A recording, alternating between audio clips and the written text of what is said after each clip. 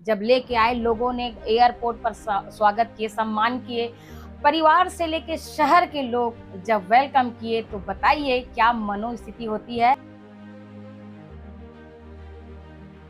जो अपने भविष्य को ब्राइट फ्यूचर बनाना चाहते हैं, ये उनके लिए बहुत बड़ा अचीवमेंट है। तो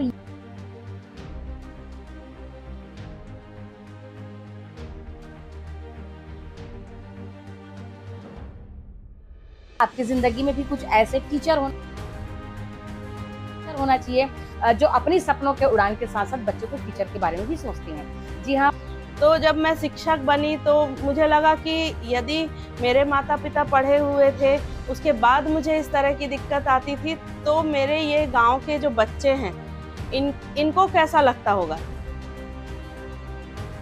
निर्बाध रूप से मेरी पढ़ाई फिर से मैंने शुरू किया और बीएड के बाद एमए किया, फिर एमएससी किया, फिर एमए किया। सपने में हो अगर जान तो हर व्यक्ति ऊंची उड़ान भर सकते हैं। जी हाँ, अगर हम बात करें बच्चों को लेकर, हर माता पिता का एक चिंता का विषय होता है कि मेरे बच्चे पढ़ाई में बहुत अव्वल रहे, आगे रहे।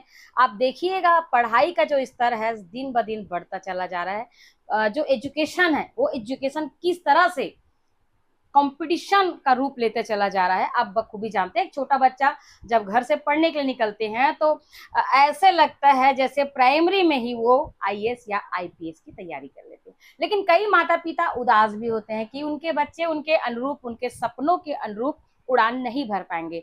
जी हाँ, सफलता एक कुंजी है और उस सफलता कुंजी को हासिल करने के लिए सफलता की एक बहुत बड़ी लोहे की ताला होता है, जिसकी कुंजी यानी कि ताला, सरल शब्दों में कहें अगर आपके हाथ में, सही हाथों में अगर चाबी हो, तो वो कामयाबी का ताला जो लोहे से भरा है वो आसानी से खुल जाते हैं। इसमें सबसे महत्वपूर्ण भूमिका निभाते हैं शिक्षक। जी हाँ, अगर आप में शिक्षक आपके जीवन में अगर गुरु के रूप में अगर आपको सही दिशा, सही मार्ग दिखाने वाले हो, तो बच्चों का भविष्य 100% आसमान की उड़ान भरते हैं और अपनी सपनों में जान भरते हैं और वो अपनी मंजिल को हासिल कर लेते हैं। ये बात मैं इसलिए आप तक बताना चाह रही हूँ कि छत्तीसगढ़ के दुर्ग शहर से लगा हुआ एक गांव है, जहां पर हमारे बीच एक ऐसी शख्सियत बैठी है जिन्होंने छत्तीसगढ़ का नाम छत्तीसगढ़ तक सीमित नहीं रखे, इन्होंने जाके दिल्ली में परचम लहराए हैं। जी हाँ, हम बात करते हैं, यहाँ पर हमारे सामने मौजूद है प्रज्ञा सिंह, जो इस वक्त छत्तीसगढ़ की शान बनी हुई है और भारत की प्रथम नागरिक यानी कि राष्ट्रपति यानी कि मुर्मू जी से जो है अवार्ड प्राप्त करके आई है, अवार्ड लेके आई है। हमारे सामने वो शख्सियत मौजूद है, यहाँ पर आप मिल सकते हैं।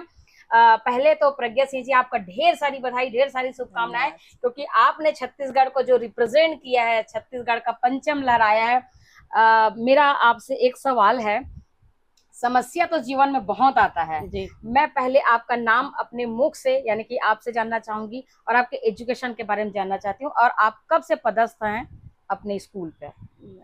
मैं डॉक्टर प्रज्ञा सिंह हूँ, शिक्षक हूँ शासकीय पूर्व माध्यमिक शाला हनोदा, विकास खंड दुर्ग और जिला दुर्ग से।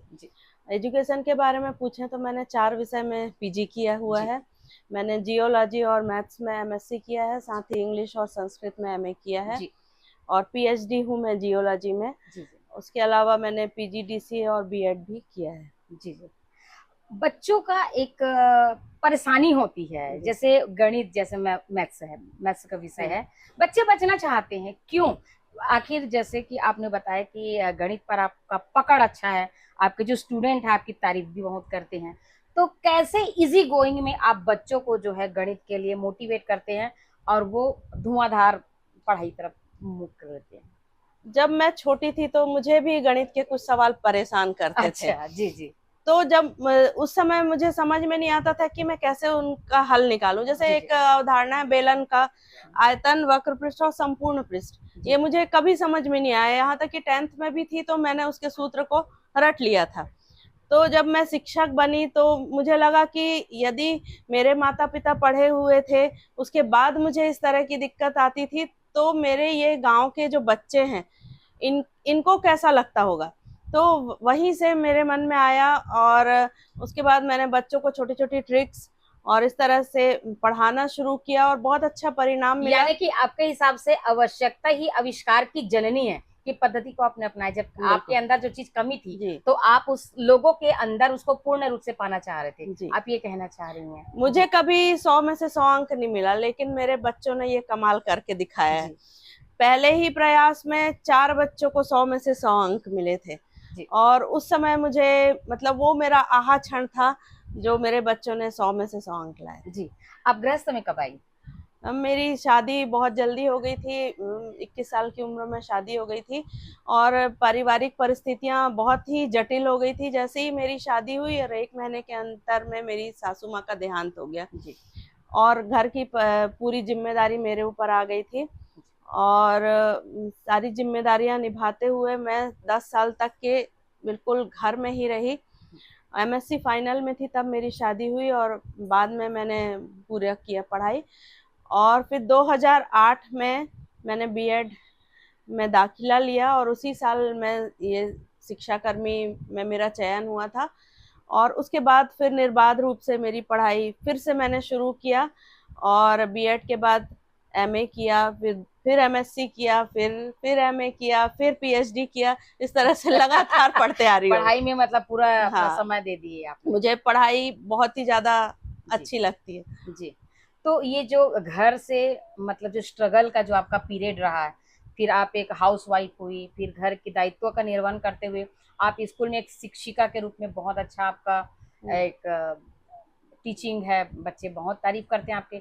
ये जो राष्ट्रपति का सफर है, क्या आपने राष्ट्रपति का जो सम्मान जो भी आपने प्राप्त किए हैं, आपको क्या लगा था कि आप इसको अचीव कर सकते हैं, या अगर आपने अचीव किया तो ये कितना जटिल प्रक्रिया रहा? मैंने कभी सम्मान के लिए काम नहीं किया जी। मैंने बच्चों के लिए काम किया। कुछ बच्चे ऐसे थे जो बिल्कुल एक घटना थी। एक बार मेरे स्कूल में डाइट से दुबे मैडम आई थी और मेरी कक्षा में गई और उन्होंने बच्चों से कुछ सवाल पूछे। तो उस कक्षा में 3 मानसिक दिव्यांग बच्चियां थी और उन्हीं को खड़े करके उन्होंने सवाल पूछा। वो बच्चियां जवाब नहीं दी जी। उसके बाद मैडम ने मुझे बहुत मोटिवेट नहीं किया, डांटा। अच्छा, डांटे कि मतलब क्या पढ़ा रहे हो आप जब बच्चे जवाब नहीं दे रहे हैं। तो उस कक्षा का आखिरी बच्चा तुम्हारा लक्ष्य होना चाहिए और वो बात जो वीक है जो अच्छे बच्चों को तो आप पढ़ा लेते हो, क्योंकि मेरे बच्चे 100 में से 100 अंक ला रहे थे, NM MSc में सिलेक्शन हो रहा था, सब कुछ अच्छा चल रहा था। तो मुझे इस चीज का एहसास नहीं था कि जो बच्चा कमजोर है उसके लिए तो मैं कुछ कर ही नहीं रही हूँ। और वहीं से मैं मोटिवेट हुई और उस घटना के बाद मैं कई रातें नहीं सोई और वो जवाब भी मुझे उन 3 ही मानसिक दिव्यांग बच्चियों से ही मिला। मतलब आपके दिल में सवाल और जवाब का सिलसिला चलता रहा कि मुझे ये करना चाहिए, ये करना चाहिए। मैं ऐसा क्या करूं कि सारे बच्चों तक पहुंच पाऊं। अच्छा, मतलब एक साइकिल चला दी आपने कि मतलब मुझे बच्चे को। और मैं बचपन से ऐसी हूँ कि यदि मुझे कोई चीज की चिंता होती है तो मैं उसमें फिर भी घुस जाती हूँ और सोचते रहती हूँ कि इसको कैसे पूरा किया जाए। बहुत बड़ी बात है, मतलब अपना घर में आने के बावजूद भी स्कूल का जो बोझ है वो भी घर पे ले आए इस तरह से। मैडम, मैं प्रज्ञा मैडम, मैं आपसे एक चीज जानना चाहती हूँ, जब आप राष्ट्रपति के लिए जब गई तो क्या क्या प्रोसीजर से गुजरे, और आपके साथ साथ जैसे अदर फील्ड है, ये तो हमको पता है कि छत्तीसगढ़ से आपका चयन हुआ है, लेकिन अदर फील्ड से कुछ लोग गए थे, तो आप वहां जब पहुंचे तो आपको क्या अनुभव हुआ? क्योंकि राष्ट्रपति भवन जाना, राष्ट्रपति के बीच में रहना, वहां के लोगों से, पूरे केंद्रीय मंत्रिमंडल वहां बैठे थे, तो आपके दिल में क्या भावनाएं चल रही थी? क्या रोंगटे खड़े हो रहे थे? बहुत सारी चीजें जो होती है आम आदमी, चूंकि आप एक शिक्षिका हैं, आप सामान्य जिंदगी जीती हैं, लेकिन जब ऐसे राजनीति और ऐसे भारत के पहले व्यक्ति से यानी कि राष्ट्रपति मुर्मू जी से जब मिली तो आप क्या महसूस कर रहे थे? बहुत ही गौरवान्वित महसूस कर रही थी और भावुक भी हो गई थी, क्योंकि इस पल का मैंने बरसों इंतजार किया था। पहली बार हमारे DPI महोदय ने मेरा नाम इसके लिए भेजा था क्योंकि 2017 से ये अवार्ड की प्रक्रिया चेंज हुई है, बहुत ही जटिल हो गई है प्रक्रिया, जिसमें छन कर टीचर्स आते हैं। मात्र 45 शिक्षकों का अभी चयन किया गया था।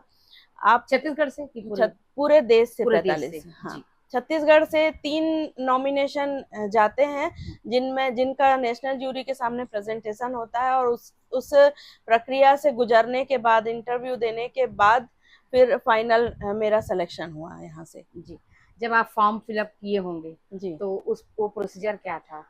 फॉर्म मतलब सामान्य है कि जटिल है? वो बहुत जटिल है। पहली बार 2019 में मेरा नॉमिनेशन हुआ था राज्य से, और मैं दिल्ली गई थी उस समय। प्रेजेंटेशन उस समय ऑफलाइन होता था, दिल्ली में होता था। वहां पर जब मैं प्रेजेंटेशन देने के लिए गई तो उस समय मुझे टेक्निकल नॉलेज नहीं था, तो वहां मुझे अपनी कमी लगी, और उस साल मेरा चयन नहीं हुआ था, इंटरव्यू में मैं फेल हो गई थी। उसके बाद मैंने पीजीडीसीए किया और कंप्यूटर सीखा। छोटे छोटे बच्चों के साथ जाकर मैंने कंप्यूटर सीखा, और उसका फायदा फिर मेरे स्कूल के बच्चों को भी हो रहा है कि अब मैं उनको भी सिखाती हूँ ये चीज। उसके बाद लगातार मेरा नॉमिनेशन जिले से तो भेजा जा रहा था, और राज्य से पिछले 2 बार से फिर भेजा गया। 2023 और 2024 में फिर राज्य से मेरा नाम भेजा गया, और ये लगातार तीसरी बार मेरा नाम वहां भेजा गया, और इस बार मैं सफल हो पाई। जब आप दिल्ली से आए, मतलब उससे पहले आपको ढेर सारी बधाई। जब आप दिल्ली से वापस आए, जब अपनों के बीच आए आप, तब आपको क्या लग रहा था? मुझे मालूम नहीं था, पूरा सरप्राइज था। मेरे बच्चों ने और पूरे परिवारजनों ने, यहाँ तक पूरे शहर ने वेलकम पूरे शहर ने वेलकम किया। एयरपोर्ट पर मेरे परिजन पहुंच गए थे। जी। और मेरे लिए बिल्कुल सरप्राइज था। मेरे हस्बैंड को मालूम था, लेकिन उन्होंने मुझे बताया नहीं। जी। मैं तो सरप्राइज था ना, तो सरप्राइज को बताया थोड़ा ना जाता है। बहुत ही अच्छा लगा, अपनों के बीच आकर लगा कि हाँ, मैंने कुछ अचीव किया। वहां पर तो सारे लोगों को मिला था राष्ट्रपति। उस समय मुझे नहीं लग रहा था कि मतलब सामान्य से लग रहा था। आपको भी मिला, हमको भी मिला, लेकिन यहाँ आकर लगा कि अरे, ये तो मैंने कुछ बड़ा काम कर डाला है। अच्छा, यहाँ एक बार लगा कि मैंने बड़ा काम कर लिया है। तब तक लग रहा था कि हाँ, सामान्य है, सबको मिला तो मुझे मिला। अच्छा, तो प्रज्ञा जी, मैं आपसे जानना चाहती हूँ, ये जो पल है, मैं ऑडियंस को, वीएलसी न्यूज के जितने भी दर्शक हैं, उनको बता देना चाहती हूँ कि ये जो भले छोटा सा फेम दिख रहा है, लेकिन ये जो पल जो बच्चों ने कैद करके जो प्रेरणा मैडम को दिए हैं, ये बहुत ही इम्पोर्टेंट पल था। इस पल में कैद होने के लिए भारत का एक एक बच्चा जो अपने भविष्य को ब्राइट फ्यूचर बनाना चाहते हैं, ये उनके लिए बहुत बड़ा अचीवमेंट है।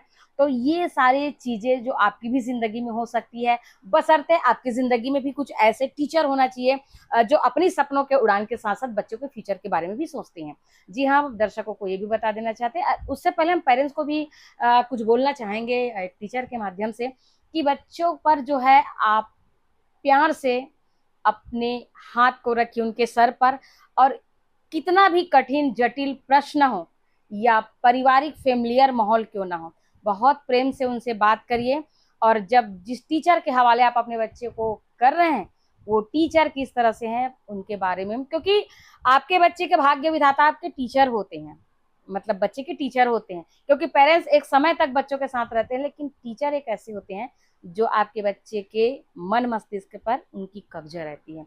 तो मैडम, बहुत सारी ढेर सारी शुभकामनाएं, धन्यवाद। इस चीज को आप करके आए हैं। ये वो पल होता है जब आदमी अपने आंसू को रोक नहीं सकते। जी हाँ, आप सोच सकते हैं प्रज्ञा मैडम क्या सोच रही थी उस वक्त। हालांकि सामान्य लगा, जब इनके सर्टिफिकेट जब लेके आए, लोगों ने एयरपोर्ट पर स्वागत किए, सम्मान किए, परिवार से लेके शहर के लोग जब वेलकम किए, तो बताइए क्या मनोस्थिति होती है।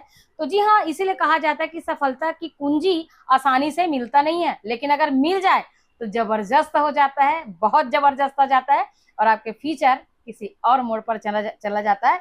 तो बहुत सारी ढेर सारी शुभकामनाओं के साथ आप छत्तीसगढ़ का मान सम्मान यूं ही बढ़ाते रहिए, और वीएलसी न्यूज की तरफ से आपको ढेर सारी बधाई, शुभकामनाएं, बहुत बहुत शुभकामनाओं के साथ। जी हाँ, सपने में उड़ान हो तो हर कुंजी का वो ताला खोला जा सकता है, हम पहले ही बोले हैं। तो ऐसी अगले अपडेट के लिए बने रहिए वीएलसी न्यूज के साथ। तब तक के लिए नमस्कार।